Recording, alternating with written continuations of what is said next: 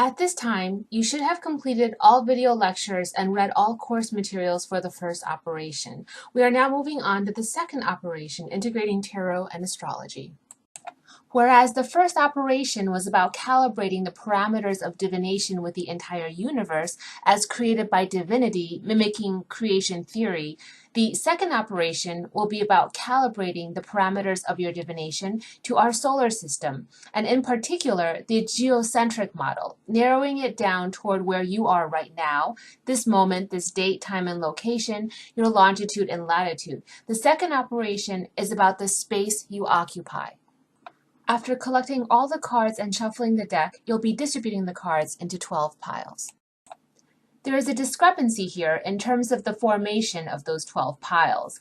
I call it the distinction between the clock-hour approach and the zodiac approach. In the clock hour, you lay down the cards per the hour positions of a clock, clockwise. In the zodiac, you lay down the cards starting at the eastern horizon and move counterclockwise around the 12 astrological houses. Now please go read pages 27 and 28 of your workbook before moving on.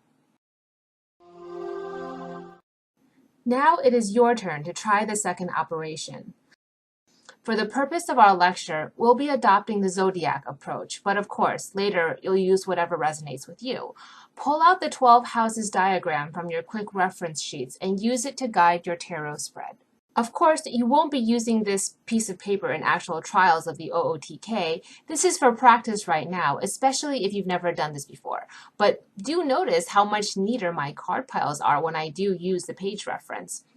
Now you'll want to sift through the 12 houses for the significator card. Now there are two ways to go about doing this. You can start at house 1 and just make your way around the astrological houses until you get the significator and then assess the significance of its house position, or you can, well, in fun terms, put the synchronicity of your divination to the test and search by the corresponding houses. Let me explain. Recall what your card pile result was from the first operation in the opening of the 4 worlds. If it was in the fire pile during the opening of the 4 worlds, now search the fire astrological houses in the second operation.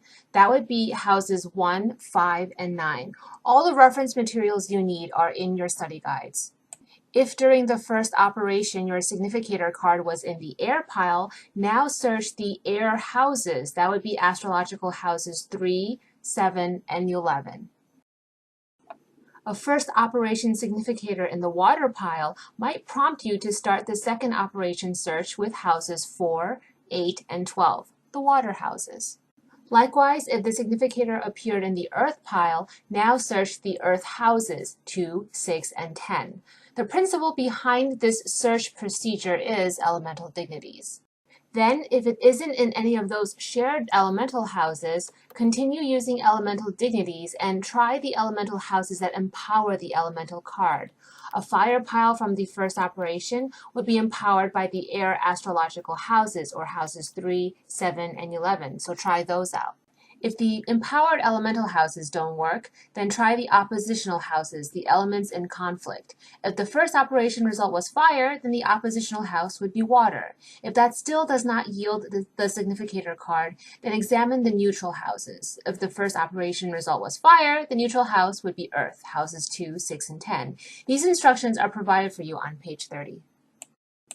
Once more, this animation shows the order of cards for the zodiac house position. Now here in this case of the second operation, the significator card, the Queen of Swords, will be found in house 12, a water house. Recall earlier in the first operation that the Queen was in the earth pile. Let's talk about that. Per elemental dignities, earth and water are in concord. This shows an amplified life situation. Now interpret the meaning of the significator in its house. Here, the Queen is in house 12, which shows warnings, obstacles, and the occult. If you remember from the first operation, this is the same Queen seeker about to take over that male-dominated family business, may have a fling with someone from her past, and is interested in the occult. So Queen in house 12, an occulted house, makes perfect sense. After assessing the significance of the house placement of your significator, we'll focus on that card pile. Set aside the other cards and once again shift perspective so the significator is at the top, and then lay out the card pile into a narrative. Now you read this second narrative, and page 32 of the workbook provides a step-by-step method for analytical intuitive reading. Here, it helps analysis to compare it to the narrative reading from the first operation. For our Queen of Swords, the first operation yielded her in the earth pile for the material plane relating to money matters, security, business ventures. And then we learn from the narrative that she is in line to take over her family business. And while by most accounts this should be fantastic news, she's not happy about it. She feels like there is something missing in her life. There may even be a summer fling. Now in the narrative from the second operation, we see a King of Pentacles flanked all around by cards in reverse. There are lots of negative thoughts, worries, and not a lot of action on her part. She's dragging her feet. Lots of inertia here. Run your reading of this narrative through the analytical framework on page 32. What emotions come through? What thoughts can you hear with your psychic ear as you scry into the landscape? And what's the problem? Identify the problem.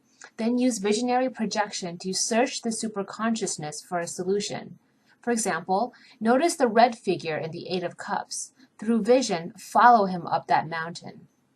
Notice how the last three cards of the narrative all show figures looking toward the past.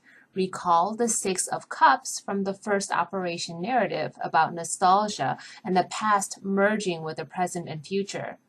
We are beginning to see a clearer divinatory picture here for the querent.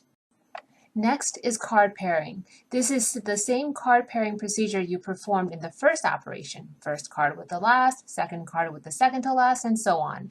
In this given case, we have an odd card, and that single odd card will hold important divinatory information. Then we read the pairs per elemental dignities. The Seven of Pentacles and Eight of Cups strengthen and amplify. Recall earlier how I intuited that the Eight of Cups would hold the solution to the problem. The elemental dignities here affirm that intuition. Now the King of Pentacles and Seven of Swords are in conflict. Maybe that fling brings a glimpse of what happiness feels like, but the fling itself won't be that happiness. It will be only a moment of escapism. Finally, the single odd card out is Earth, noting how the significator was found in the Earth pile for the first operation and a water pile here in the second operation, with water amplifying Earth. The main thing this querent needs to address right now is her depression and that deep personal dissatisfaction she feels for her otherwise blessed life. The integration of tarot and the 12 astrological houses for the second operation is to divine upon the physical and metaphysical space you occupy. The first operation opened the four worlds, mimicking creation, so that we can find you in the realm that most governs your life right now.